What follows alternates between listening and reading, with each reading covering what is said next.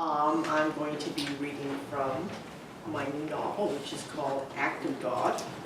And I'm going to start at the beginning, so if I need to introduce anything, I've made a horrible mistake in writing. Okay, the first part of it is called Till Hell Freezes Over. The twins suspected it was alive, but they weren't exactly sure if it was plant or animal. Edith, white-haired and older by 17 minutes, went to find a flashlight while Kat, blonde with white roots, knelt to take a closer look. A small phosphorescent organism, about as bright and arresting as a firefly's glow, bloomed in the seam of the hall closet. It almost looked as if someone had chewed a piece of iridescence and stuck it like gum on the wall. But it wasn't inanimate like gum. Its surface was roiling, as if something beneath was struggling to be born. Kat tried to call Edith back to be assured that she wasn't imagining things, but Kat was struck dumb. A swell rose out of the glow until the head of whatever was fighting to get born pushed through, a fleshy bud about the size of a newborn's thumb. Kat gasped. Her breath must have disturbed the new life or awakened it, because a puff of spore sprayed out, luminous and ephemeral as glitter. The closet housed their mother's archives, the original letters from her advice column, the earliest dating back to the 1950s, when Consultations with Dr. Mimi was first syndicated. All they needed was for spores to land in one of the file boxes and start feasting on the invaluable old letters inside. Edith shined the flashlight over Kat's shoulder. They could now see clearly that it wasn't a plant or an animal. It was some kind of mushroom. A fleshy, speckled stalk capped by a deeply oxygenated pink head. Edith gasped. They sounded identical. Where did it come from? Edith's voice quavered between stubborn disbelief and irreverent horror. How does a mushroom just start growing out of a wall? Or is it growing through the wall? Oh my God, what's behind it? You shouldn't be so close, Kat. It may be poisonous. She kept the light trained on it, as if the mushroom were under interrogation. They decided not to touch anything until they spoke to someone with expertise in these matters. But who would that be? Who do you call? The health department? Pest control? The EPA? The CDC? The fire department? Should they call the super? But they both knew what Frank would do, nothing. He'd gawk at the mushroom, sympathize, light a cigarette even though Edith asked him not to smoke around the archive, and then call their landlady, Vida Cebu. Vida was an actress who had bought the building last year, a narrow 3-story neoclassic row house on Berry Street in Brooklyn. She had restored the warren of dwellings above Edith's apartment into a private house again, but she could do nothing about the parlor floor. Edith had inherited their mother's rent-controlled lease, a tenant till death, and now Kat had moved in. Edith paid 212 cents a month. While Kat peered over Edith's shoulder, Edith typed mushrooms, Brooklyn, into her computer's search engine, but the only listings were for gourmet stores selling truffles and porcinis. Isn't a mushroom a type of mold, Kat asked?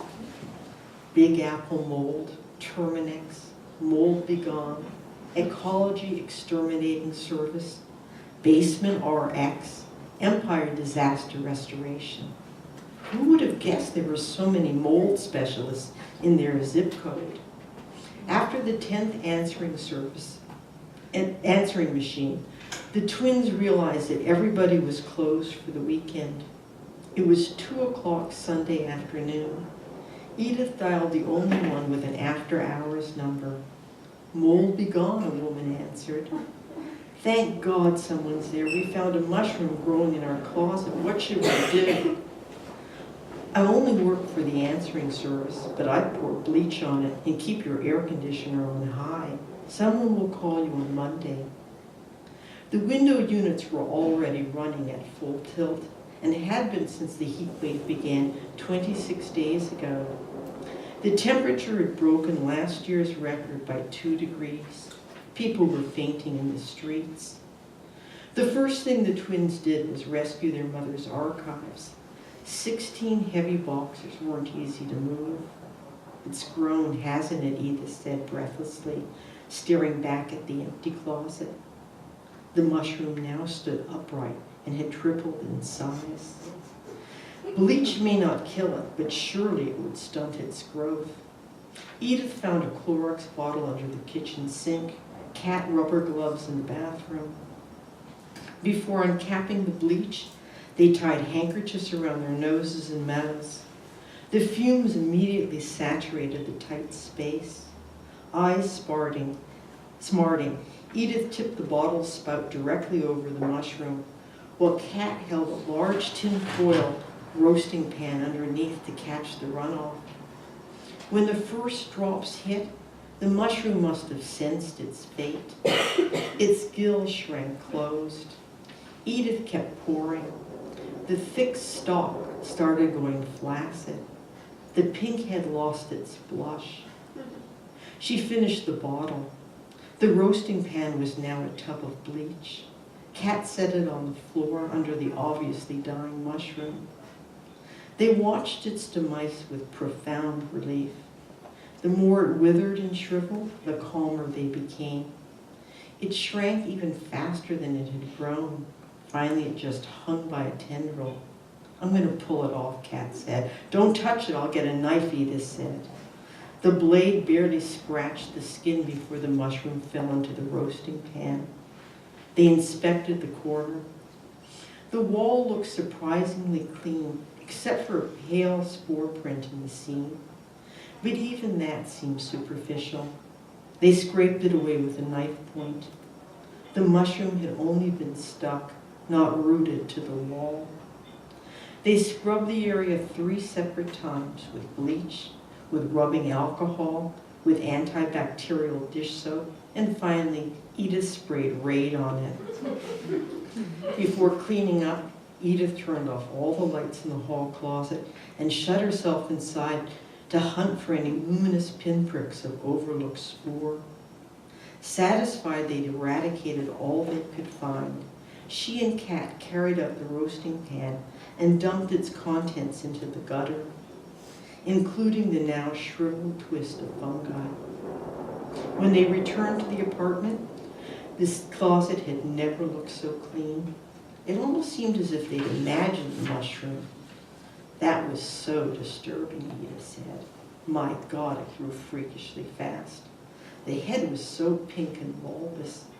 It almost looked like a giant's thumb had poked through the wall. Kat waited to see if Edith would draw the obvious analogy. She wasn't sure if her white-haired 64-year-old sister had ever seen an erect penis. She suspected Edith was a virgin. Not knowing was an inscrutable power Edith held over her. All their lives, Kat told Edith the most intimate details about her lovers and escapades, whereas Edith confided nothing in her. All Kat knew was that before retiring, Edith had worked at one of those anthill corporate law firms as the head librarian and lived with her mother until she died. Had Edith had a secret lover, perhaps one of the married partners? Surely Edith had been in love once or twice. Had she ever been caressed, kissed? When they were children, they looked identical. But in their early 20s, you could barely tell they were twins. Edith was stout, Kat voluptuous. Edith kept their original brown hair color. Kat changed hers as often as she fell in love. It wasn't just the physical differences. Their identical countenances expressed two very different souls. Edith wore their features sensibly and wisely. Kat gave them sparkle and animation.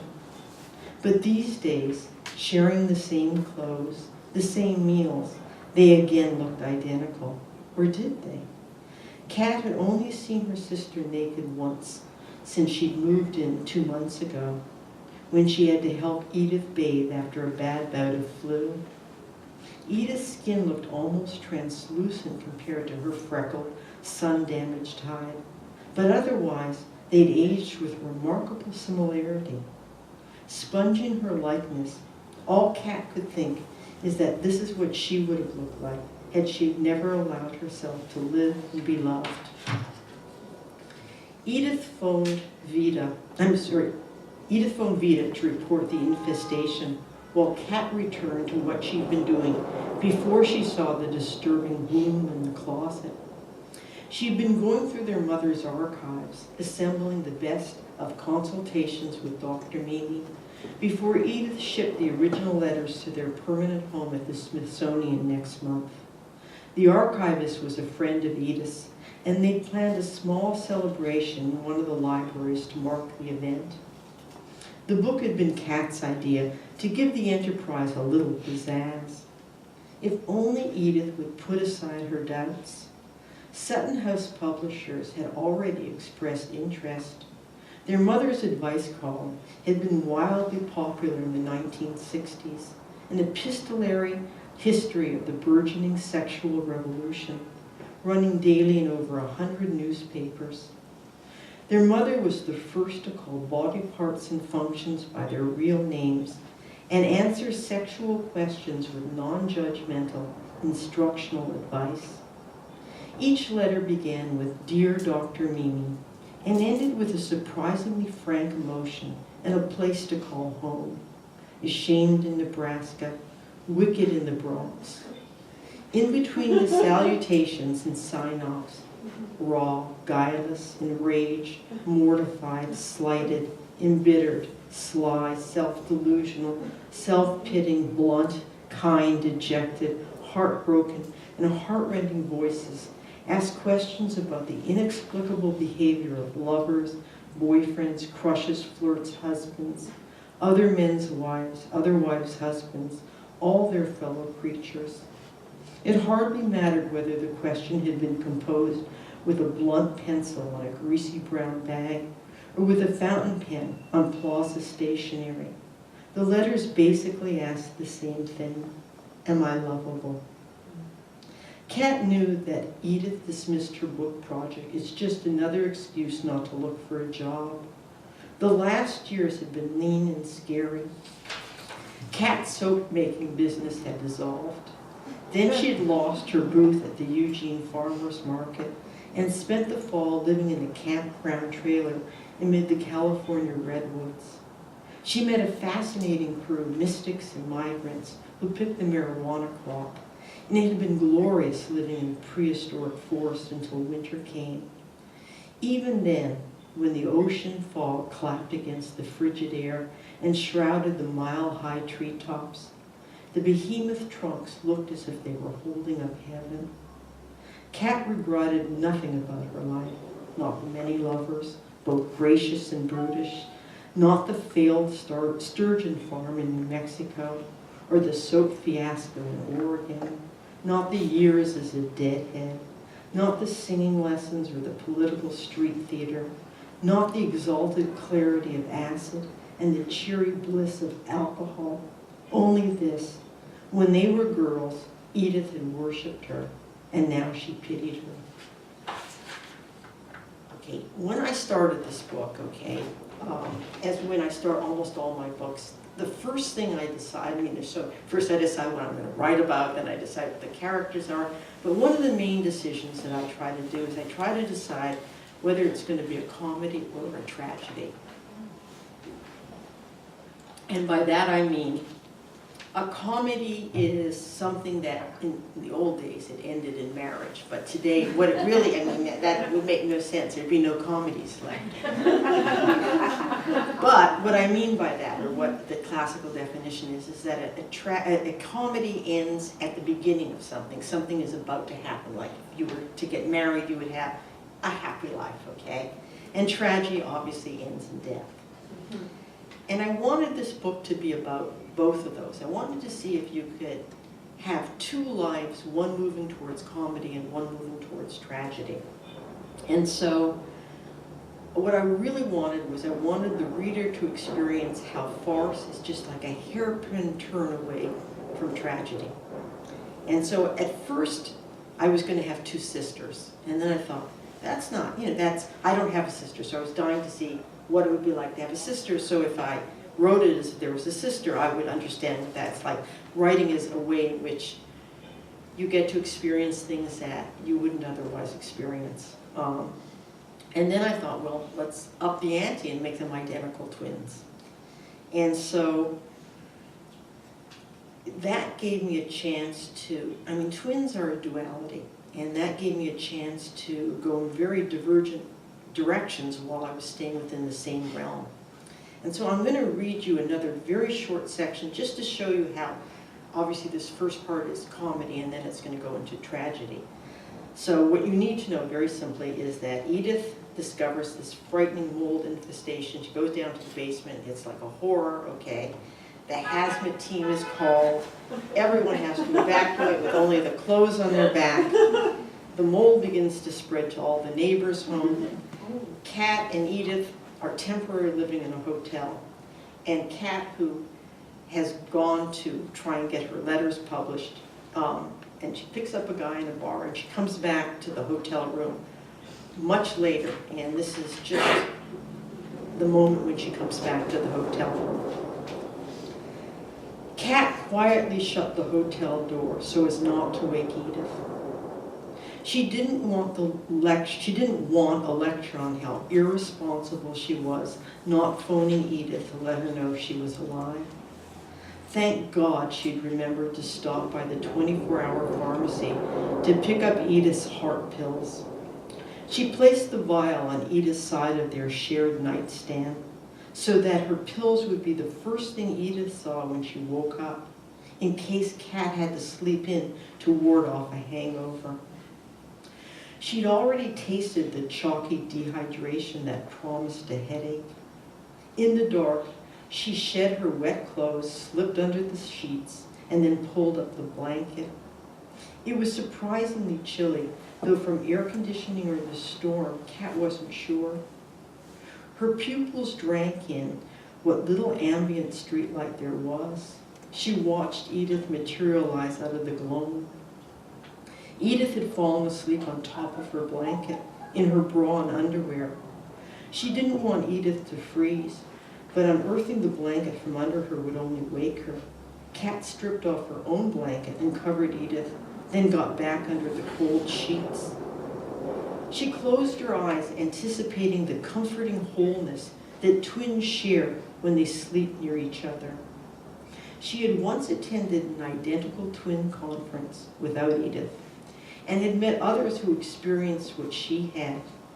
Twins have been known to send each other messages in dreams, even when they're sleeping in different hemispheres, though Edith didn't believe any of that. Whether she believed it or not, she was always waiting for Kat in sleep's antechamber, though Edith took different spirit and animal forms. No matter where in the world Kat was, when she closed her eyes for the night, Edith's presence came to her like a scent, and Kat believed she visited Edith nightly in exactly the same way. Tonight, however, all she could smell was Lenny, the guy she picked up on her. Maybe Edith was only pretending to be asleep. "Edith, are you awake?" she whispered. She listened for a response, but heard nothing. Sleepers' exhalations were always discernible. Silence was the lie. "Edie, don't be mad at me. I got your pills. They're on the nightstand." Again, nothing. Was she so angry that she wouldn't speak to Kat? "What do you want from me, Edie? I can't live like a nun. I'm not like you. I can't suffer loneliness with your stoicism. Is it such a horrible, unforgivable need that you feel you must shun me?" Kat switched on the light. Edith's eyes were open, but she wasn't looking at her. Cat rose. Edie? She stared straight into those pale blue irises. The forest green coronas looked moist and alive, but the pupils were opaque. Nobody was looking back at Cat. She lowered her ear against Edith's chest to listen for life, but flinched when the skin felt cold. Edith's heart bound. Cat's heart banged so loudly she couldn't distinguish any pulse but her own. She thought she heard a faint echo from deep inside Edith. She dialed 911. My sister isn't breathing. I can't find a pulse. Help us, please help us. After dispatching the paramedics, the operator asked, could she be choking on anything? Cat knew that Edith wasn't choking, but the operator's commands filled her with purpose. Make sure her airway is clear. Are there any signs of trauma? Should she close her sister's lids? Edith was such a private woman. She wouldn't want strangers to see her soulless eyes. Closing Edith's eyelids was the most heart-rending sensation that Cat had ever experienced. The once blinking, widening, animated lids obediently shut.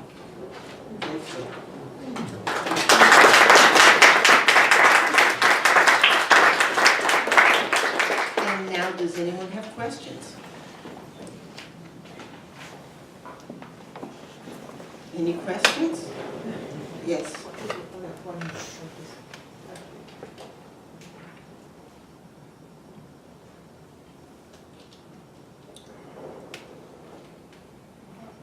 Sure. How did you decide to write about mold? You know, only after I wrote about mold did I think, how many people really want to read about mold? But it was too late then. Actually, what happened was I was sitting, when I moved to Gainesville, where I moved to Florida, some friends of mine, new friends, they were having dinner, and their son's friend was also there, and he said, isn't that a mushroom growing out of the wall? And we all looked. There was a mushroom growing out of the wall. You know, so again, who do you call? The EPA, you know? So the next day, my friends called the molds people, and they came in and they said, throw your clothes off. They were put in hazmat, and they were told to leave, and they didn't get back into their house for 6 months. And, you know, I sort of filed that away as, you know, an event that was sort of astonishing. And then, you know, we moved back to Brooklyn, and we got a place in Brooklyn, and sure enough, black mold started in the basement. And Sandy happened, and I thought, you know, I was looking for a way in which to have an invasion. I wanted to do a plague on property, because in New York, property is more valuable than life. And I wanted to do a kind of horror story, and mold just seemed like the perfect thing to do. Any other questions? Well, I just, you know, first of all, wanted to say that I find it absolutely just wonderful and astounding, the beginning, the very beginning, which is not even that long from what you read, and how incredibly well the two characters come through in their lives. It was just wonderful. And I think I'm just still shocked by the second part. I almost don't want to believe that she is dead. She dies very quickly in the book. I didn't want to say that. You know, it ends, you know. I'm still shocked over that. You know, when you begin a book, okay, and I mean, part of, when you begin a book, okay, you begin a book so many different times. And in this case, this book, which is a very short book, took me forever to write. And, you know, I think one reason my books take forever to write, aside from me just being a slow writer, is that, you know, you have to, you know, kind of fall in love with your characters, and you don't fall in love with people except over a long period of time. And then, you know, if you're going to have mold growing, you have to kill one. I mean, I'm serious. I mean, one of the things that you're trying to do is you're trying to stay true to your conceit and you're trying to keep upping the ante so that the reader feels that the story is getting more and more urgent. And, you know, beginning writers, I mean, I teach writings, and one of the mistakes they make is they think they build up to the big incident, but, you know, if you start with the big incident, you only have to go deeper and bigger. And I think that's a way, at least that I have always written, that creates a kind of urgency. Why did you choose to off Edith? I could have off Cat, you know, because I wanted, this is also, there's other characters that are very prominent. There's two other main characters in the book that I can't bring in everything here. But I wanted someone to experience growth, and Edith was a staid and mature woman, and Cat wasn't. So by choosing Cat as the remaining twin that lives, I had the ability to show the reader how a human being can be transformed, I hope, into a better human being by disaster. Yes? I very much like what you said about writers using their work in order to experience something that they wouldn't be able to otherwise. And I was wondering, in your work, if there was an experience that you were able to write about that stuck out. Well, in my last book, or a couple books ago, I can't remember how many books ago, okay, in The Tattoo Artist, there was, it's a book about a woman who ends up getting completely tattooed. She's a New Yorker, she's an artist, but they end up in the South Sea Island. And at one point, as punishment, the islanders tattoo their faces, the husband and wife, they're separated. And, you know, I kind of skipped the scene when they first see each other after these horrendous tattoos. One is tattooed as bars, and the other one is tattooed in a way so that you can never see what expression she's really showing. And I you know, as most writers do, you skip over the hard parts as you're writing, then you have to return to them, and I just couldn't get it. And so my husband and I went into separate bathrooms, and we used black paint, and we painted what I had described. And then we sat down and paid bills. And that is the kind of, you know, that is what I needed to do. I needed to experience that shock. And so, you know,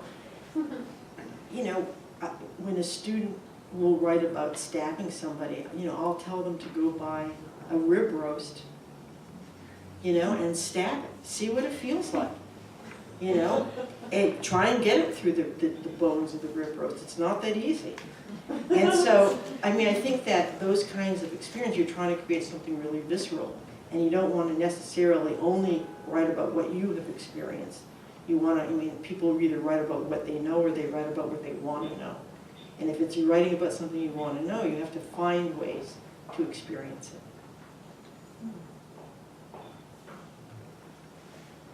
Yes? Hi, I'm not that familiar with your work, but I saw on your bio that you were born in Montreal, and I was just wondering if any of your writing has been influenced by that, or your stories take place there.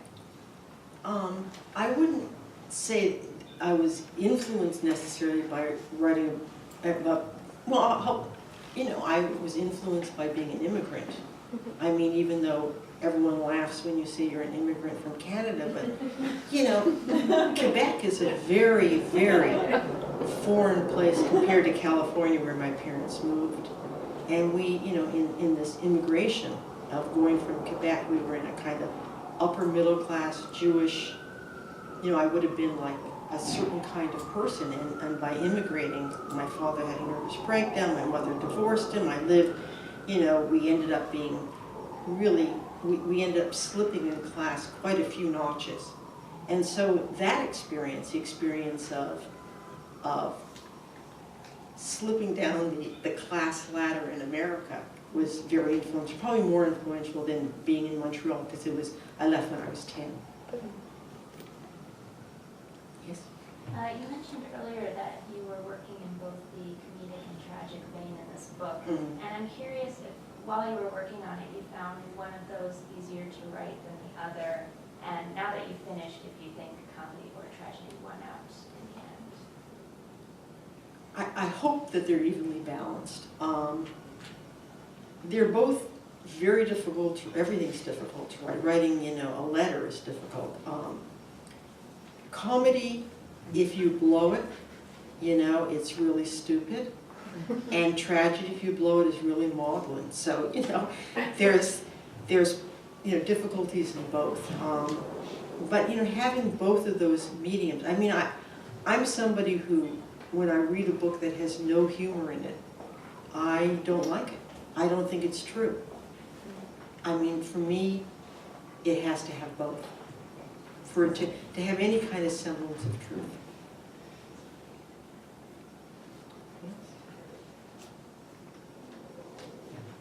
So you had mentioned people write about what they know or what they want to know, which is something that I've never really thought about writing about. And I was interested in you saying you never had a sister, but you wanted to learn about what it was like to have a sister, and what kind of difficulties you had writing that without knowing and learning, and how the process of learning came about.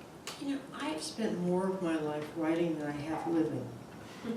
So, I mean, that's now it's kind of the truth. I mean, it's an odd thing to say, but it's true. So, if you spend 5 years writing a book, I mean, you really, delving into these things, it's a great opportunity to experience a life that you wouldn't get to experience. And you do learn things. I mean, obviously, since I make up both characters, I don't have the opposing sister to, really have, I got to be in control. Maybe that's why I enjoy that better than living. Would you say that you identified more with one of the twins than the other?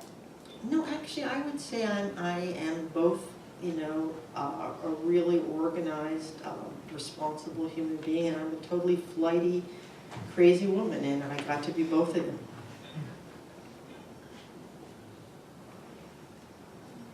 Yes?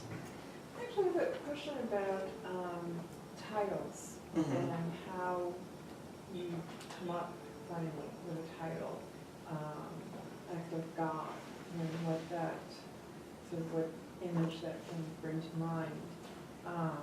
Because obviously this is almost an event that influences the future outcome of these characters. I mean, how does that come to you? Finally giving, it's sort of like, I think of it almost as a closure. Or do you already kind of have that in mind, what the title will be?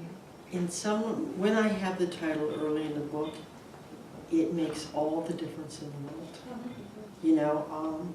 I had this title very early. I mean, Act of God is actually it's a term that insurance is used not to pay on damages, because if it's an act of God, or an act of war, incidentally, they won't pay. So I had that term, and that was my organizing principle. And I had that on my other book, Heroic Measures. That was a title I had right away. And then on the tattoo artist, at the end, my editor just slapped that on because I was just completely beside myself. So, so it depends on the book, but if you get your title, that's really good, okay? If you can come up with your title early, I really do think you can use it as an organizing principle. Anything that helps, you want.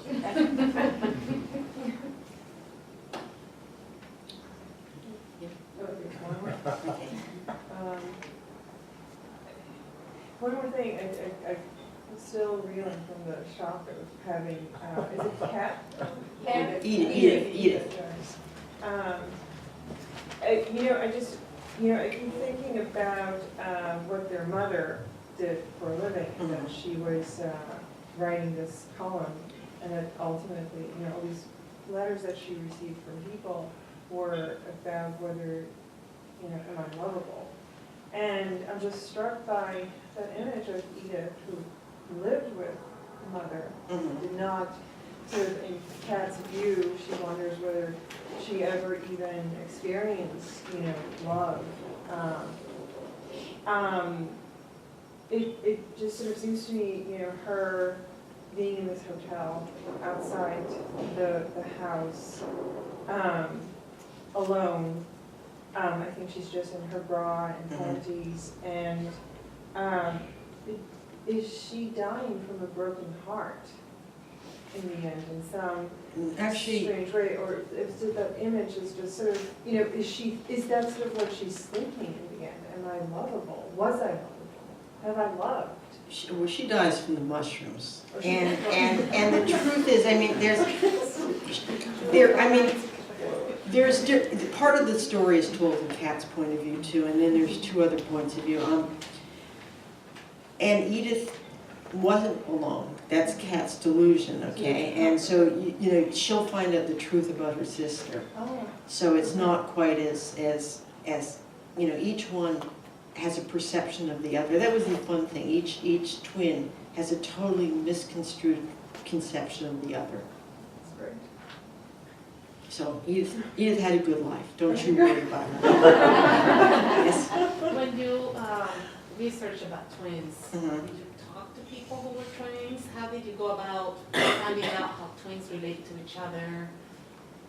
You know, I did a little research, but you know, I think people, I mean, I think, you know, I was very close to my mother. You know, and we were really, really similar, okay? Not physically, but I think that was enough. I don't really, you know, I don't really think that kind of research, I mean, you need to do research about certain things, but that kind of research that's like we do research in your soul. I mean, that's where you find those answers. Yes? Just curious about what your writing routine is. Is it like a morning thing every day, or how do you, what's it about? I am incredibly disciplined. I wake up every single morning, 7 days a week, and I write for as long as I can do it. Sometimes it's an hour, sometimes it's 3, sometimes it's 12. But you know, I'm such a slow writer that the only way I'll ever finish a book is if I do it that way. And so I lately have been very undisciplined, but this is like, you know, the first time in years that I haven't written every day. And I really like it. I'm having a good time.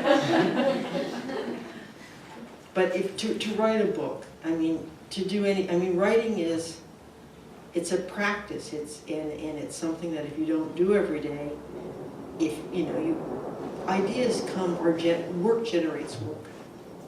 And so, you know, I think it's a really important thing that if you're going to be a writer, even if you just do it a half an hour a day, I think that steadiness is really important. How is your role as a professor informed your writing, if at all? Well, I mean, there's two sides. I'll be completely honest. Okay, on one hand, you know, it's really amazing. I mean, now my students are publishing, and it's really exciting to see them, and to help people find what is best in them. And on the other hand, reading bad prose all the time is like being poisoned. And so, you know, it's, you know, I mean, the joke among professors is, you know, there was one guy, he said, you know, he quit teaching to go into Hollywood. And he said, teaching has made him not want to read anything by anybody anymore. So it's a twofold thing. I mean, I think that teaching has been, it's really wonderful to share things that I've learned. I'm a very different teacher than I was when I first started out. I was teaching craft and things that I was learning. And now, basically, I just challenge my students to see if they can get deeper, imagine more. So it changes. Thank you guys all for coming. Thank you.